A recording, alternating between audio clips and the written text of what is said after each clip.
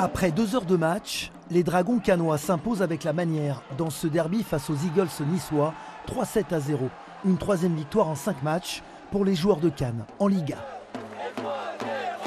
C'est un super score, on avait annoncé qu'on voulait gagner à domicile et avec la manière. Donc je pense que c'est chose faite. En plus, il y a eu des sets quand même assez accrochés, on a dû montrer du caractère et ça c'est super important pour la suite. On a bien servi, on a mis la pression en service. Eux, ils ont fait beaucoup de fautes, du coup ça nous a aidé pas mal. Et puis la manière, on ne s'est pas lâché, on a bataillé jusqu'au dernier point, c'est ce qui a fait la différence. Un bon début de saison pour cette équipe en reconstruction. L'an dernier, les Dragons évoluaient en Ligue B.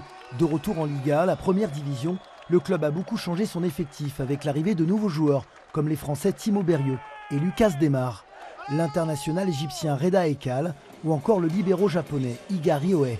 Cette année, le club 10 fois champion de France vise le top 8. L'ambition, c'est de reconstruire rapidement mais solidement. C'est-à-dire, c'est de réussir à intégrer les playoffs, de reconstruire tout ce qui est autour du club, que ce soit financier, structurel, administratif, sportif. Mais voilà, c'est une phase de reconstruction qui est primordiale. On veut aller vite, mais on veut le faire bien.